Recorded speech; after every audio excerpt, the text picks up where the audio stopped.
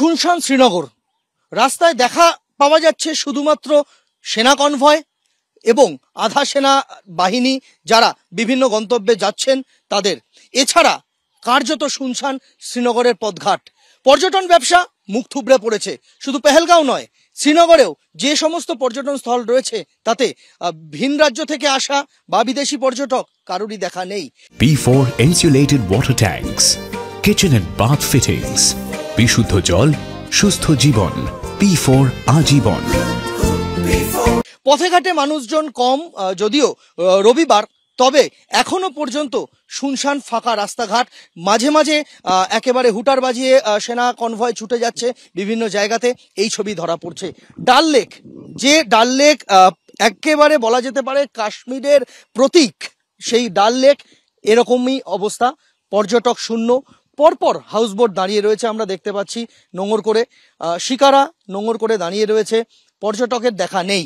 যে ঘটনা ঘটেছিল 22শে এপ্রিল, তারপর থেকে 22শে এপ্রিলের ওই ঘটনার পর থেকে আমরা দেখতে পেয়েছি যে এখনো পর্যন্ত এই 22শে এপ্রিলের পর এই কাশ্মীর স্বাভাবিক ছন্দে ফিরতে পারেনি। তারা ফেরার চেষ্টা চালিয়ে যাচ্ছে।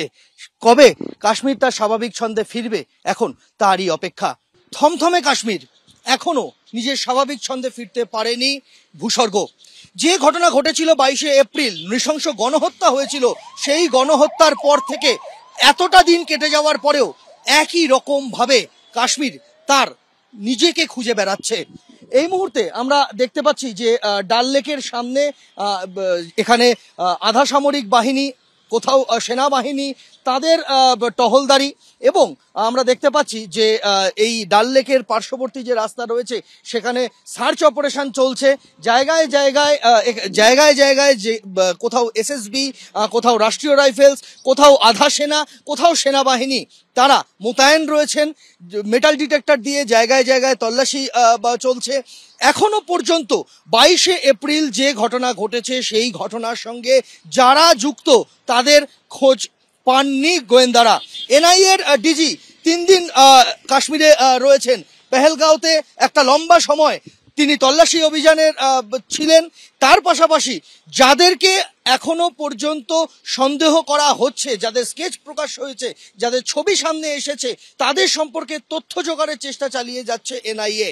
এমনকি জম্মুতে গিয়ে সেখানে এই ধরনের ঘটনা অতীতে যে দু একটি হয়েছিল, ধর্ম পরিচয় জেনে তারপরে খুন, সেই মামলায় অভিযুক্ত জেলবন্দি যারা রয়েছে তাদেরকে পর্যন্ত এনআইএ জিজ্ঞাসাবাদ করেছে। একদিকে যখন এই ঘটনার তদন্ত, পেহেলগাঁও কাণ্ডের তদন্ত চালিয়ে যাচ্ছে এনআইএ, ঠিক তার পাশাপাশি এখনো পর্যন্ত যে লাইন অফ কন্ট্রোল রয়েছে, নিয়ন্ত্রণ রেখা রয়েছে, সেখানে টানা 10 দিন প্রতি রাতে একদম নিয়ম করে পাকিস্তানের তরফে গুলি বৃষ্টি হয়ে চলেছে। তার পাল্টা প্রত্যুত্তর দিচ্ছে ভারতও। অর্থাৎ একদিকে মুখ থুবড়ে পড়া পর্যটন, আরেকদিকে নৃশংস গণহত্যা পেহেলগাঁওয়ের, তার তদন্ত, এবং নিয়ন্ত্রণ রেখায় পাকিস্তানের উস্কানি, পাকিস্তানের প্ররোচনা, সব দিকেই এই মুহূর্তে প্রত্যুত্তর দিচ্ছে ভারত। প্রীতম চক্রবর্তীর সঙ্গে সন্দীপ সরকার, এবিপি আনন্দ, কাশ্মীর।